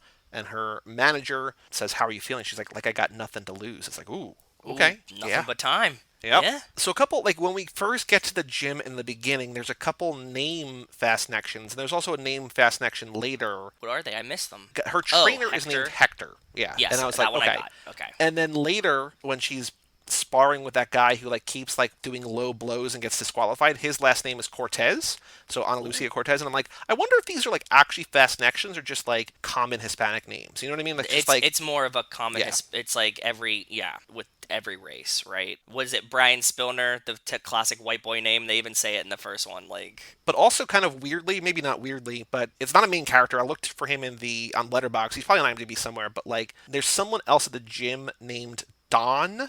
Don, and when it's like, she's like, I'm looking for somebody named Hector, and then like I think we see Hector, she's like, "Hey Don, get out of here." I'm like, is he saying Dom? Like, is it Hector and Dom? It's not. But like I rewound and I put on the subtitles because, like I told you, movie once again on Stars. We live in that Stars sweet spot. But I put on subtitles and just like Don. I was like, shit. Like that would have been so weird and cool for it to be like Hector and Don in a boxing gym. Like, but it's not. I don't know who Don is. I don't know if he's a boxer or a trainer or what. But like he's just like yelling at Don, and I was like, oh, huh. Okay. We also know their fast action in that they have lots of family dinners. They're always like around the dinner table, which I thought was very reminiscent. Did you recognize the dad? He's got a memorable line in one of your favorite movies. I mean, no. He reminds me of somebody I know in real life that actually just died recently, but no. He reminded me of like a guy I knew in real life, but not an actor. Do you know the line? It's burned into my brain because I thought about it way too much. "My name's Paul, and this shit's between y'all." Do you know that line? Yeah, of course. From? It's in Pulp Fiction when he's at the bar. Yes. So he's that bartender is the dad. Yeah. Did he have hair? I don't. In that one? I think he probably had hair, but like maybe because I clicked on his name on Letterboxd, and he's in Out of Sight, which I love. I think he's just like in a prison somewhere. He does. Okay, he has hair, so that's what threw me off. But yeah, now I see it. Because I think he even says his name at some other point. It's like a different name or whatever. But like, I just see him credited as Paul, and I'm like, I know exactly. Like, because you like normally when you see like 20th build on a thing, like just guy named Paul, it's like, who the fuck is Paul? You wouldn't know who that is. But yeah, but my name's Paul, and this shit's between. I'm like, oh, I know exactly who Paul is. Really cool. Damn. Yeah. Wow, that's really cool. And that came out before this, so he like he acted in that first. Wow. Yep. And then the brother I've seen in a bunch of things. He's like acted in a ton of movies, but I know him best from the TV show also on Stars, Ash vs. Evil Dead, which was the Evil Dead Army of Darkness TV series Yeah. that came out a couple years ago. Like, there's Bruce Campbell who plays Ash. He's the main dude, but like he's got like I think two friends, like two younger kids as friends, and like this guy is one of them. So Cool. I was like, why does he look so familiar? Not in this movie as much, but like I looked at his like IMDb picture. I was like, I know him from. I was like, oh, okay, cool. Yeah, that is cool. That's very cool. I didn't recognize anybody else, but those are the big ones. Her friend, it's her like best friend, kind of looks familiar. Oh, actually, I didn't but, look her up. Like all of the girls in the school that are also friends with Letty, or like around Letty, all kind of look like they could be characters on Orange Is the New Black. So like I don't know if I'm being unintentionally racist or if it's real, but they all kind of felt like that. Her trainer, Hector, gave me real Chaz Palminteri vibes. He, if you don't know the name, he is the dad in A Guide to Recognizing Your Saints. Yep, 100%. I'm with you. That's the same image I had in my head. I'm like, that's the same guy. And like I clicked on his name on Letterboxd, and I was like, how have I seen no movies with this dude? Because it feels like, oh, I've seen that guy in everything, but like he's been in like 20 things, and I've seen none of them. I'm like, what? He's like a little bit more Spanish-looking version of like an Italian guy that was in a bunch of movies. Yeah. And it's the same character, right? Mm-hmm. Like Hector, his name is Jaime Torelli, but I just wrote down Chaz Palminteri type. But then I'm so glad that we like kind of have a name for this. But I caught something that Nico specifically brought up last time in criticizing the Fast Five script. Oh, is it the Mi Hermano, My Brother? Yes. So when Diana's friends are at their lockers and she's walking up, like this is after she kind of ditched them for the first time, right? We're just like, Yes. oh, she's too good for us now, or whatever. She's like, oh, I thought you were gonna braid my hair, and they walk away. The one girl says, oh, mira, look, like, oh, look, but it's just like you don't say that. It was burning my brain because like I've heard it all the time, and I thought it's weird, but I never thought about it too deeply. And then for Nico to call it out, I'm like, oh, it's a real mi hermano, my brother thing, where it's okay. But, Does mira mean look? Yeah, I mean, it just means look, like mira. Yeah. I am so white and don't know any Spanish that I always thought that was like, dude, look. Like I thought that was like a Spanish word that's just like guy, like hey, bud, look, you know what I mean? No, look, it's just look, mi hermano, my brother. They're just repeating it, and I would have learned that if they wouldn't do mira, look. It also sounds like a name, like my friend Mira. Oh, Mira, look over there. But it's like no, it's like oh look, but yeah. God. Yeah, I hope we get rid of that eventually. I want to talk about subtitles, man. Yeah, I agree. Just trust in the audience, like, oh, mira, like, and like she turns to look. It's like, oh yeah, like you could think it's like, oh, over there, or like look, or whatever, but like you'll eventually follow. get it. Yeah. And if you stop doing this, I would have learned what this word means. Yep. Yeah. Let's talk about her and Adrian. I wrote down that I don't know if we need a relationship story, but I like the slow build of it, and basically, almost as I was done writing that, he was kissing her, and I was like, it feels, because it felt like they were hanging out, and he drove her home, and it was just like, oh, they're like, it's kind of like a, maybe we won't have this, right? Like, maybe he'll like her, but like, she'll rebuff him because like, I want to focus on this or whatever. It's not that. I was just like, oh, maybe. Basically, as I'm like writing down the compliment, it's just like, he kisses her, and she's like, why'd you do that? And then they kiss more, right? And I was like, I didn't mind it, but I was also like, well, It could have been worse, is what I was looking at it as. Definitely. When I was watching it, I was like, yeah, this maybe not the greatest, but it definitely could have been worse. So I was kind of, happy with that. And you have to remember that she's a teenager and he's like 20 or something, right? Like, he's like not very old. They're both hot and steamy. Like, they're both athletic types. Mm-hmm. They spend all day, like, working out, right? There's going to be some kind of, like, sexual tension there. It's like in Always Sunny when Mac's like, I'm a hard body. You're a hard body. He's not a hard body. Like, why are you with him? Like, just like, yeah, we're like, we should be together. Exactly.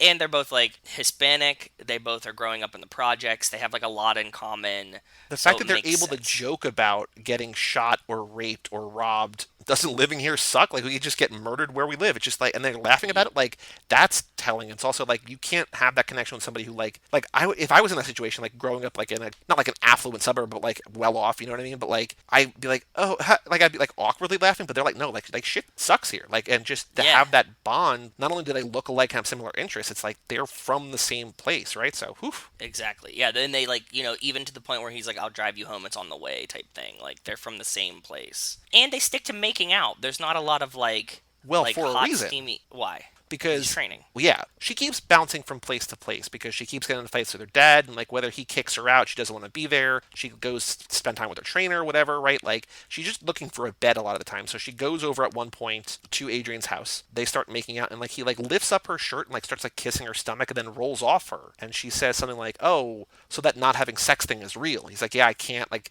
trainer says I can't let go of it, or whatever euphemism he uses, until after my match. There's a reason. Like, it's not like they're just not making out just to keep it like PG. I actually don't know what this movie's rated, but like there's a reason. Like there's a reason for it. Yeah, but in the same sense, they could skirt it. Like, it doesn't matter. It's a good choice of them not like having like 15th shower scenes here, because it could have been. Sure, yeah. That's what I'm saying. I kind of like that they're just like, she's still just like in high school, and like they're making out, and even if they're in a bad place, like it doesn't have to be just like them hooking up the whole movie, which makes it more interesting. Yeah, because like you said, she's a senior in high school, and I think he's a year out. Like, he graduated 1 year ago. So, like, she's, I think, 21 playing 18, and I don't know how old he was, but he's, like, like you said, 19 or 20, right? So, it's, they're adults, so they're also still young, right? So, I don't know. Yeah. She has a match slated. Like, she's training, and she's getting better, and she's like, you think I'm ready? And he's like, I think you're ready. The first time, it's going to be against the woman who goes pro after 3 matches. Yeah. And that's at the tournament, like whether it's, I don't know what the stakes are for. Like, I didn't follow that exactly. But there's another match supposed to happen, and then this dude's opponent gets scratched. And so the two of them, just kind of like the leftovers, like the announcers, like, they just want to rumble. Like, let's just have it. Like, the gender blind match or whatever, right? So Boxing had just announced that, like, they're going to let them box outside their gender. And it's like one of the first times that there's like, okay, he didn't have a partner, you don't have a partner. And it turns out to be the same kid that was beating up on her little brother. She's not really, I don't know if it's nerves or just like he's better than her, but she's not doing great, but he keeps getting warned because he low blows her twice, and then she charges at him and she gets warned, and then I think he does something else and gets disqualified. Like, I guess she wins. Like, they don't really talk about it as a win, but like her friend is there, her brother's there, her dad even shows up. I think this might be like the first time he's there, and it's just like she's getting her ass beat in here, and people are like basically like, are you sure you want to be doing this? Like, they don't have that conversation. It's like this maybe isn't for you. This felt like a weird part of the story to me, because I was like, your record matters, and if they're all trying to go pro, right, and they're taking this seriously, why would he get DQ'd against her when he was like so overmatched for her? You know what I mean? Like, this is like just a dumb decision. Again, I don't know. Maybe I'm trying to like think of a reason why. Maybe they were just like, this is like a friendly bout. Like, this isn't going to count. Like, this isn't who you were supposed to fight against. But it goes on your record. It was like, no, it was like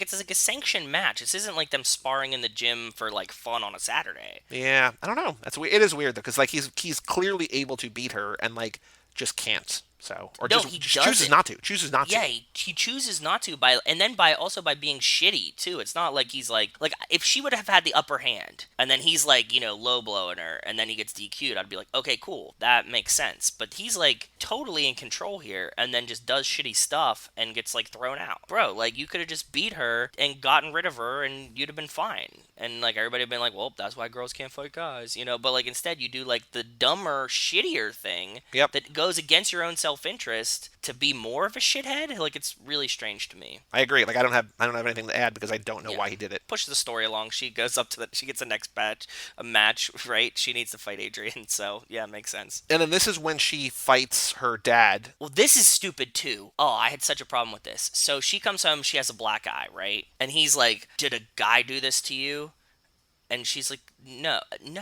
Oh, it happens before that. He sees her outside kissing Adrian, and then she comes up. Yes. And he's like, oh, you just let some punk beat you up? And she's like, no, that's not what it is. And instead of her just being like, Dad, sorry, I've been training for boxing. This is from boxing. That guy has nothing to do with this. She, like, lets her dad, like, believe that her half-a-boyfriend's beating her up and fights him about it instead. And you're like, no, dude, like, why didn't you just be like, no, Dad, like, this is your time to come clean, right? You have a black eye. He's going to see it. So, like, when he sees it, be like, look, I'm not fighting in school. I joined a boxing ring. I got hit in the boxing ring. Like, I've been trying to train.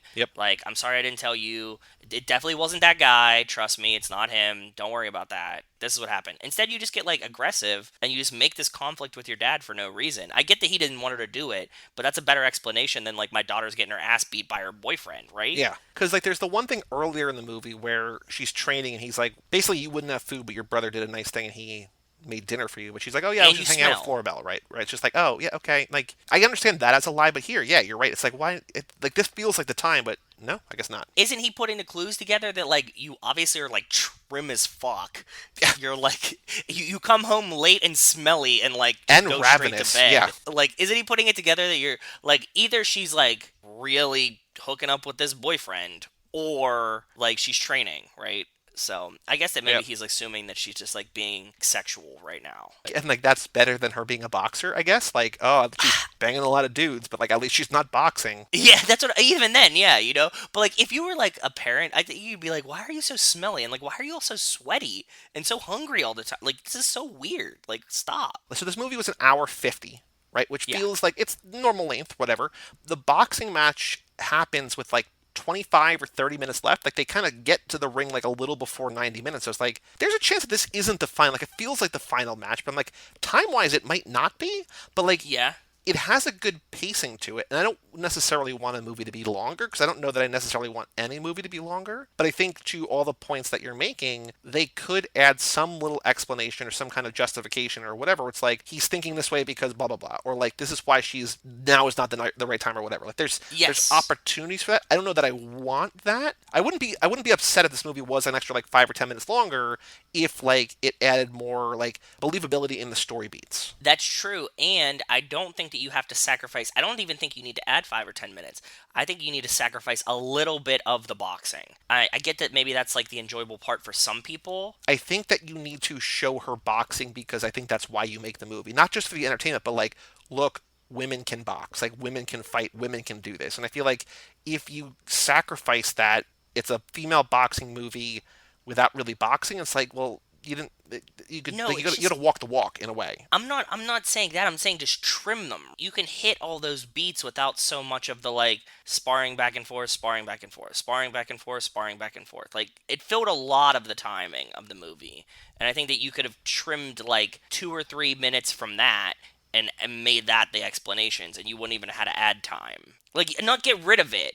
I'm just saying just trim it. Like, I get it. There's I get like it. a lot of like you see like the full match with the girl, and you're like, okay, is that like the final match? And you're like, no. And then you see like the full DQ match with the guy after she already sparred him before, and she spars Adrian and he won't hit her. Like it's like, okay, cool. We got like the whole boxing thing. We could trim those down a little bit. So I looked up while you were talking. I want to see why Karyn Kusama, like where this came from, because if you write and direct a movie and this is your first movie, generally it's going to be something that means a lot to you, right? Yeah. She wanted to subvert the classic boxing story with a female lead, having taken up boxing herself, Karyn Kusama, at the famous Gleason's Gym in Brooklyn in 1992. Then she said that she initially sought to cast a professional actor to play Diana, but many of those who auditioned were overly feminized and, quote, polished. Decided to cast an untrained actor instead. So Michelle Rodriguez had worked as a film extra but never auditioned for a speaking role. Attended an open casting call. Apparently her audition was, quote, a disaster. But Karyn Kusama, quote, could not find anyone who could come close to her in physical power. And that she trained at the gym that Karyn Kusama boxed at, Gleason's Gym, for 5 or 6 days a week for 4 months. This says for 4 months in preparation for filming. Damn. As did Santiago Douglas, who played Adrian. Shot in New York and New Jersey. Shout out. The gym where they train is actually a warehouse in Jersey City, which is pretty cool. So they originally, like, I think the early stuff, which you do notice as time goes on, my brain didn't, like, think about why. The early scenes you're seeing basically from the crowd, like, outside in, and then for the end, like, especially by the end, you see it in the ring to get more, like, intimate, more close-up and personal. And the cinematographer, Patrick Cady, used camera rigs that allowed the actors to hit him or the camera to mimic the feeling of being hit. So they were actually boxing with the camera, which is pretty cool. Oh, that is cool. That's really nice. Yeah, I did like the perspective ones. The like when you would be like seeing like one-on-one camera fights. And then in addition to obviously propelling Michelle Rodriguez and Karyn Kusama to successful careers, this movie is also responsible for, quote, the influx of female protagonists into the boxing genre of the 2000s, including specifically Million Dollar Baby, and then there's a movie called Die Boxerin, which I guess maybe is a German boxing movie, sometimes Sounds titled like About a Girl. But basically, there's a film studies academic, Katharina Lindner, who said that kind of maybe without Girlfight, we wouldn't have Million Dollar Baby. So Clint Eastwood might not make that movie, and Hilary Swank might not win an Oscar for it. So yeah, shout out this movie. For sure. There's a moment in here that I think is very, very dumb and very, very funny, unintentionally so. Maybe it's intentional, I don't know. But is there something in here that stands out to you as like very dumb? Not that I can think of. So Adrian is sitting on a bench in like I don't know if it's in like in his apartment complex or just like in a park somewhere, and he's next to his girlfriend, next to the girl who like wants to be his girlfriend. Oh, I know exactly what you're talking And about. he sees yes. two people walk by, and you just see from behind, and he like thinks he's like, hey, he thinks he sees Diana, he thinks he sees Letty, turns around, and it's just like a dude with braids. He's like, oh, sorry, no, never mind. I'm like, that's so dumb. Like, I get that he wants to see her so bad, but it's just like that didn't need to be in the movie. I read it the other way. We were just talking to Nico and Kevo about her being coded male, and we talked to the Budget Boys about her being coded male. Obviously, she's a boxer in this.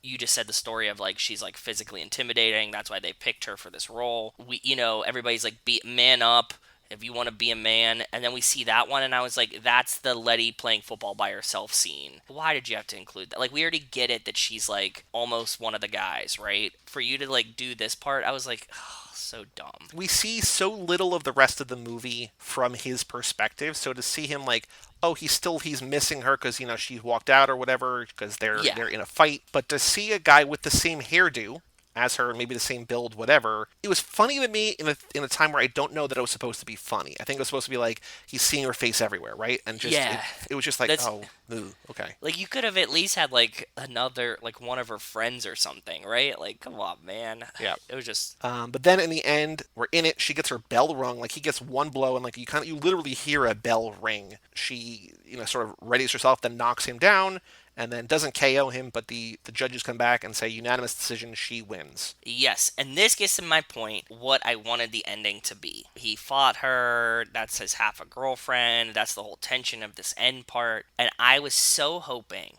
that she, like, wins this match, and he's like, what does this mean for us? And she's like, you're never going pro, so, like, get the fuck out of here. Like, that's all I want. Like, I wanted, like, that level of, like, Letty being like, you're useless, like, you couldn't even beat me, I'm a girl. That would have been awesome. That's the perfect ending in my opinion. I don't know how to say this, but like I don't think that's not what we get. Which I know that sentence makes no sense. That's a terribly phrased sentence. No, I get it. Like, I get what you're saying. I think that the ending where like they talk about it and he's like, I gave you an opening, you took it, like I fucked up, whatever, like that's the end, whatever. And then she hugs him and like looks off out the window. We have like a weird kind of freeze framed end the movie. No, they make out a little bit. They make out a little bit, but I feel like it's one of those where it's just, I don't know what's coming next for me. Because I don't know that there's really... Pro. I guess, but... And he's not, because he's going to go back and be a mechanic. In that regard, there's a lot of things, like when she's sobbing alone after the boxing match, I think it's like, she's happy that she won, she's relieved that she won, upset that the man that she might love, she ended his amateur career, well before, he pictured it might be. Like, there's a lot going on there. And I feel like she's trying to decide, like, should she stay with him? Can she stay with him? Like, even if she doesn't do what you're saying of, like, I need to dump your ass because you're worthless, there's also the reality that, like, they stay together and he resents her forever because she ended his career. Like, he's like, I messed up, whatever, but, like... Or give me the next scene, which is her going to train and him like, yeah, honey, going to work. And he has to, like, come to grips with the fact that, like, she's the boxer and he's not. I don't know. Like, I think there's, like, a tenderness to it. Like, I think it adds to the... Like, if we had just seen her say, like, you're worthless, get out of here. Like, I don't think we have that. I don't think that adds anything. Like, I think that's the same kind of character. I feel like her sobbing and then, like, embracing him and being like... No, I'm not saying cut this out. I'm saying, like, she does all that, embraces him, and is like, this is never gonna work. You're out, bud. And just, like, leaves him. Like, I wanted her to be, like, more like, you're useless, and I'm done with you.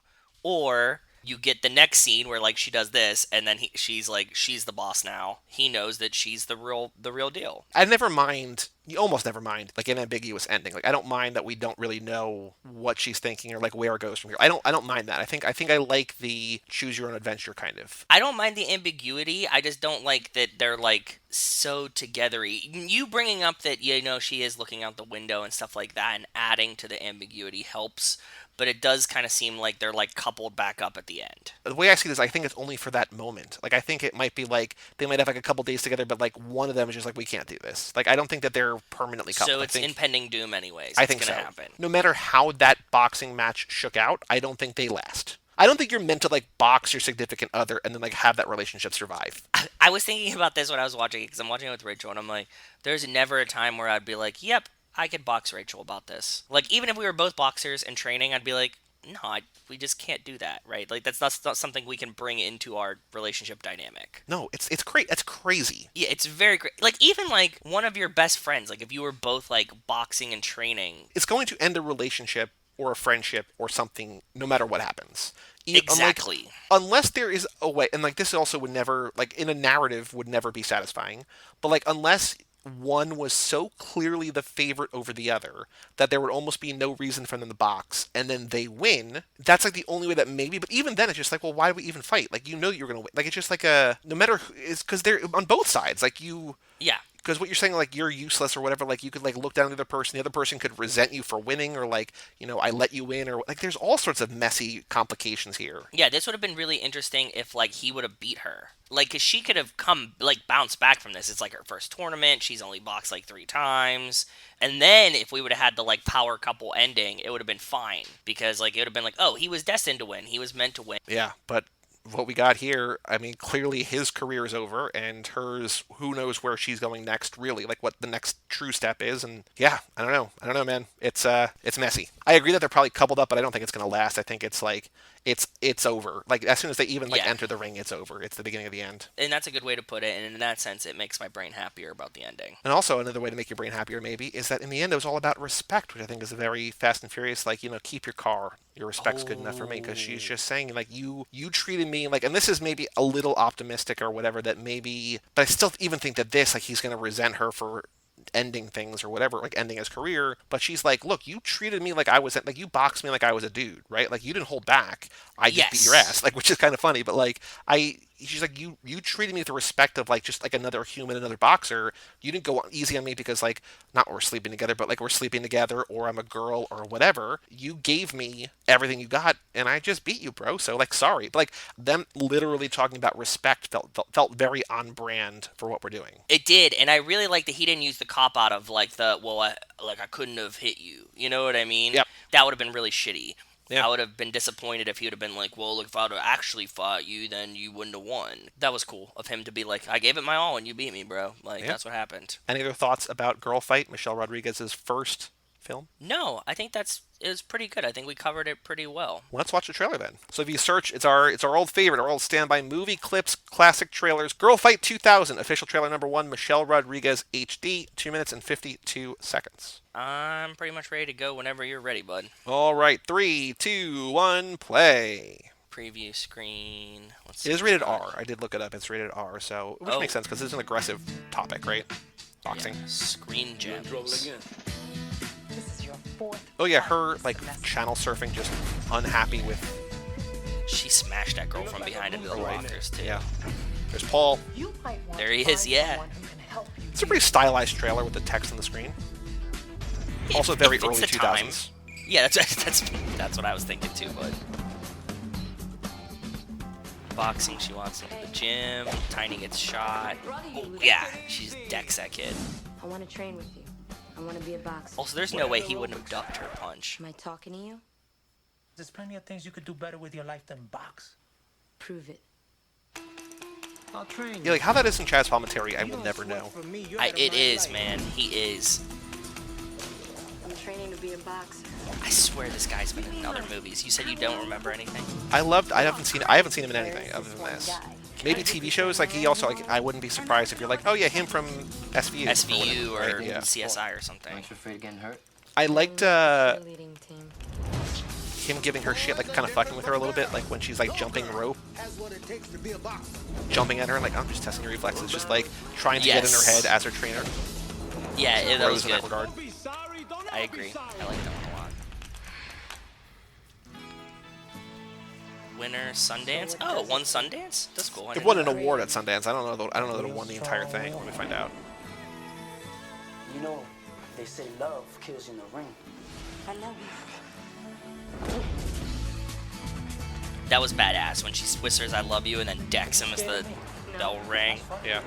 It won the directing. Oh, actually, it did win the Grand Jury Prize at Sundance for dramatic film. It tied with another film called You Can Count on Me, and it also won the directing award for dramatic film by Karyn Kusama. So yeah, big winner at Sundance. I did not see that, but yeah. Nice.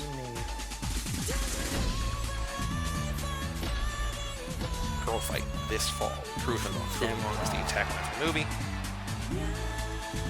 So we kind of see him cheer at the end, so we know that she wins, right? Ruined it a little bit. A little bit. Sure. Cool. The Letterboxed game, for reference sake, Mad Max Fury Road has been seen now by 626,000 people. When we hit 1 million, it's going to be very exciting. It's going to be a very big day. Yeah, we're going to get there eventually, bud. Probably in a year-ish, maybe? I don't know. Actually, I have no idea. But it feels like it adds a couple thousand every episode. Right? Yeah, but we've been doing this in Zack Attack, and it started at like 425 or something, right? So like we got time. So Girlfight 2000, directed by Karyn Kusama, starring Michelle Rodriguez, Jaime Torelli, Paul Calderone, Santiago Douglas, has been seen by how many people? Well, one Sundance, so I'm gonna factor that in. I'm gonna say 12,750. Way lower. Really? 6,500. Still got to go lower. Really? 3,500. 3857. 3857. Way lower than I thought, dude. Yeah. Way Out of those 3,800 people, how many have it in their top 4? I will say it is a number bigger than 0. I'm not going to say. I don't mean that to be like, oh, it's 1. Like I'm not trying to be coy, but like it's a positive number. I'm gonna say 3. Higher. 5. Yep. 5. Okay. So now, out of those 5 people, I found Talaya, Talayah, at Talaya on Letterboxd. Michelle Rodriguez was absolute killer in this, and I'm so glad this is my first introduction to this badass. 5 stars. To this badass Michelle Rodriguez? I guess so. It's her first introduction to... I didn't know how to read that. I think to Michelle Rodriguez, I think. Interesting, okay. Talaya does not have a top 4. She only has a top 3. But okay. Girlfight is her number 2, and I know that you love her number 1 and her number 3. I love both of them. Yes. They're both from this decade. One from 2014, one from 2016. I guess last decade now. We're in the 20s now. I'm trying to think of things that I could say that wouldn't give this Is one away. Spring Breakers? No, they're both award films. But they're both like approachable... Fun might be a strong word for one of them, but they're both like Academy Award-ish movies that you love that don't feel like stuffy. Whiplash? Whiplash is her number 1. Okay. That's the more fun one. That's the more fun one. The other one is less fun. I would not use the word fun at all in this other one. Okay. But another Oscar movie from the last decade that you love that does not feel and does not look in more ways than one like most other Oscar movies. Is it the Lego Movie? No. This movie won Best Picture. It won Best Picture but doesn't really look in like more ways than one. Yes, I'm being cheeky, but also visually, like the cinematography looks different. But also, there's a reason why it looks different. Moonlight. Yep. Perfect. Most Oscar movies, not enough Oscar. #Oscars so white, number 1. But also number 2, the cinematography that Barry Jenkins uses in his movies, like things look different in his movies, and they're just beautiful. So Which Whiplash. one do you think I was going to get first? You got Whiplash faster than I thought you would have. But I thought so too. Yeah. Whiplash, Girlfight, Moonlight. Ooh, and it rhymes. Ooh, yeah. But I do love Whiplash and I do love Moonlight. Those are 2 great movies for sure. Next week, we've got a themed week. Seriously? Or are we going to fuck it up again? I mean, I don't know what's going to happen. I don't know what's going to happen. But as of right now, themed week. I also lumped Finding Nemo. So here's the other thing, is that as we keep having these episodes where we don't do an intro and we have no minutes on the deleted scenes episodes, there's a chance, like I was like, we have an extra one, I don't know what to cut, but I don't know, like we might finish the Fast and Furious minute, like at the end of this lap. So like we might not actually have that Redux episode, so I took that out for now, and I slotted Finding Nemo back in, because we had dumped that from Reef Week because of the whole Budget Boys thing, right? Yes, but yes. Now Finding Nemo is in a different theme week, so we'll see if that happens. But Haley, it's coming. Good. Next week, for now, a themed week. 2 movies from the same franchise, both with Michelle Rodriguez. We are watching Resident Evil and Resident Evil Retribution, which is the 5th movie in the series. Have you seen any of the Resident Evil movies? No, I haven't seen any of them. I never played the video game. And I think that I should not watch the ones in between, right? We'll talk about that after we watch the first one. Because I will say that we did on Mike's podcast, Third Time's a Charm, we talked about Resident Evil, I want to say Retribution's this one. I don't know the names. I think the second one is Apocalypse. Whatever the third one, Conviction? I don't know.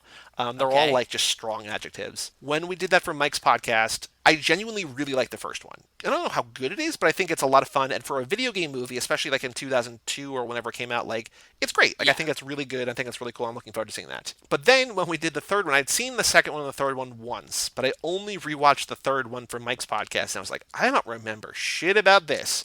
And I'm like, I don't really like this one on its own. I don't know that it makes sense to watch 5 movies, 3 of which Michelle Rodriguez is not in. I don't know, like, I'm not going to watch 2, 3, 4. I think 5 is going to be far enough away that, like, we'll both be like, yeah, I guess we'll figure it out. I don't know. Okay. Yeah, I like that. That works for me. Because I don't think I've seen 4 or 5, and I think there's maybe, like, the final chapter, which is probably 6. So, like, I haven't seen past 3. So the second one is new to me, but the first one I really like, so that'll be on Tuesday, and that is Nick Burris's pick. And then on Friday of next week, we'll do Resident Evil Retribution, which is the 5th in the series. So we'll do the first one and the 5th one. So the Fast 5 of the franchise. Will it be as good? Who knows? Feels like this. That feels like how I like to watch movies, anyways. Yeah. I think that watching the first and the 5th one, and then if I need to afterwards, I could fill in between. I don't remember. Like, I think the second one was okay. But I haven't seen it like probably in a decade or more, right? Like, it's been a long time. But the first one's good. I like the first one a lot. So we will Mila Jovovich, Paul W.S. Anderson, director. I don't know if they were married at the time, but they were eventually married, so yeah. Resident Evil week for now. Resident Evil week next week. We should play every Resident Evil video game, like all of them. They've remastered them recently. We talked about that a lot, I think, when we were talking about Michelle Rodriguez, right? Like, there's a bunch that are out. They put out 2 to great acclaim. There's 3. There's recent one. I don't know. There's a bunch. Maybe I'll start one up. I don't know. Probably not. I don't want to get crazy. I'm playing other games. But for all things Too Fast, Too Forever, you go to cageclub.me, facebook.com/TooFast2Forever, or at TooFast2Forever on Twitter and Instagram. Email us, family@cageclub.me.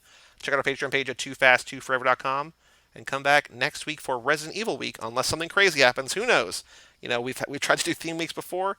I do like, though, this is something I will allow you to make fun of me for, but, like, what? You know, I almost had themed weeks last lap. Didn't work out. I found, like, okay, cool. Gonna get ahead of things. We're gonna do theme weeks, and then they don't work for one reason or another, right? Like, it's just like, okay, like, I best laid plans, etc. And it's not like the joke that I'm teasing you about is that you now are actively trying to do it, and it's not like we're not doing them. Like, we're not, like, intentionally breaking it, right? Like, it's not like I'm like, oh, fuck that, like, I don't want to do this one next, change it. It's like, oh, we get, like, something interesting, and we're like, okay, we have to do that, and we'll put it out first. Yes. Yep. That's why it's funny to me. It's serendipitously breaking your theme weeks, and that cracks me up. Because yeah, for good reason. Like, it's not like we're just like, oh, let's just do another thing instead. It's like, there's a reason for it, but still, like, yeah. Oh, boy. I tried, but it just didn't work out. I know you did, bud. Yeah. I realized what that guy is in. The dad that you thought was, what's his name? Oh, Chaz Palminteri? Yeah, what's he in? The trainer, you mean? Yes. He's in Carlito's Way. Oh, okay. Yes, that's what he is actually in. Yeah, that's one of those Pacino ones that I have not seen. I know that I should. We talked about it on here before that you said I should watch it. But I'm Joey Lewandowski. I'm Joe, too. And we'll tell you all about it. We see you.